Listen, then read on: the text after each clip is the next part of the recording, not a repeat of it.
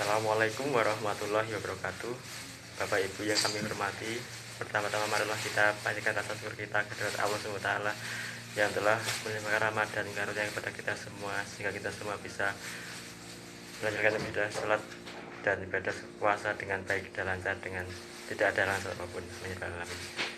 Selawat serta salam senantiasa tercurahkan kepada junjungan besar Nabi Muhammad SAW, kepada tabi-tabi'i, dan insya Allah kepada kita semua yang insya Allah nanti akan mendapat syafaatnya di yaumul akhir nanti. Amin ya rabbal alamin. Bapak Ibu yang kami hormati, pada kesempatan kali ini saya akan menyampaikan sebuah materi kultum tentang jauhi sifat sombong. Sebagai seorang manusia yang manusia biasa, kita tidak lepas dari segala kegelapan maupun dosa. Salah satu kegelapan yang sangat dibenci oleh Allah adalah sifat sombong. Kadangkala kita muncul dalam hati seseorang ketika ia memperoleh materi atau sanjungan di dunia atau dapat materi yang besar. Terkadang kita tersebut sifat yang itu sifat sombong. Jika kita memperoleh kendaraan yang bagus, rumah yang mewah, sifat sombong juga akan terlihat dari cara memperlakukan orang lain, seolah ia memandang rendah terhadap orang lain dan menganggap bahwa dirinya lah yang paling sempurna. Hal itulah yang sering membuat manusia lupa bahwa semua materi yang kita dapat atau kedudukan yang kita dapat adalah semata-mata dari Allah SWT, bukan dari kita sendiri. Allah juga mengingatkan kepada kita semua bahwa hendaklah kita selalu bersifat tawadhu atau rendah diri terhadap apa yang kita miliki.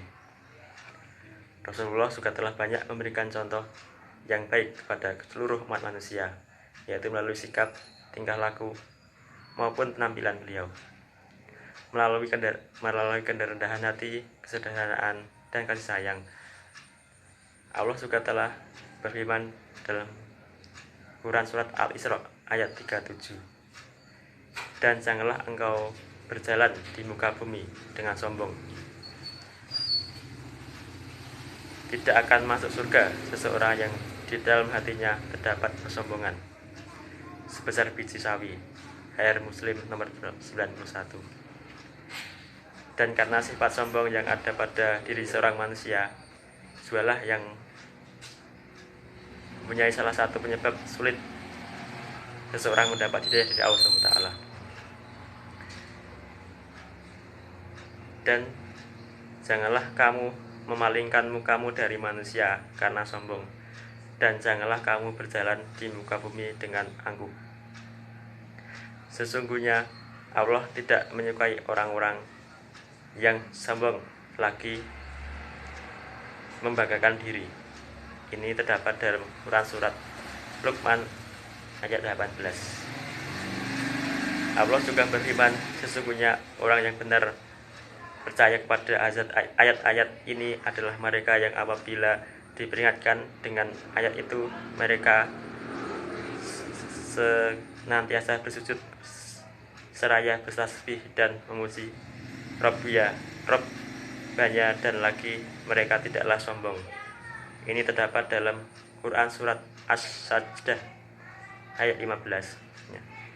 Di sini saya mengajak kepada diri saya pribadi dan kepada Bapak Ibu sekalian, marilah kita tanamkan dalam hati kita, jangan sekali-kali untuk bersifat sombong, apalagi menganggukkan diri terhadap apa yang kita punya, karena yang kita punya hanyalah milik Allah dan hanya sementara. Seandainya kita sudah dipanggil oleh Allah SWT, semua yang kita dapat, yaitu materi, jabatan, kendaraan bagus, uang yang banyak, semuanya akan hilang. Semuanya akan kembali kepada Allah SWT. Jadi semuanya itu tidak akan dibawa mati atau dikubur dengan jasad kita. Jadi makalah dengan itu adalah kita senantiasa untuk selalu bersyukur dengan apa yang kita punya. Meskipun kita hanya dapat sedikit rezeki, uang yang sedikit, jabatan yang rendah, mobil yang jelek, pakai yang jelek, dan sebagainya, malah tetap kita syukuri dengan hati bahwa apa yang kita punya dengan kita bekerja dengan sejujurnya dan sebaik-baiknya harus kita nikmati dan kita syukuri dengan hati. Yang terakhir, dengan ini, apalagi dengan adanya virus corona atau COVID-19 ini, maka janganlah kita bersikap sombong, karena dengan sedikit Allah marah, yaitu dengan adanya COVID-19 atau virus corona di Indonesia. Sudah banyak beberapa orang dari sahabat kita yang meninggal ataupun terkena virus corona 19. Maka dengan itu malah kita saling mendoakan agar wabah virus corona di negara kita, negara Indonesia, cepat berlalu, cepat hilang, sehingga kehidupan kita bisa berjalan dengan sesuai yang kita inginkan, sesuai yang sedia kala. Kita bisa bekerja sesuai sedia kala dan memperoleh rezeki yang baik untuk keluarga kita semuanya.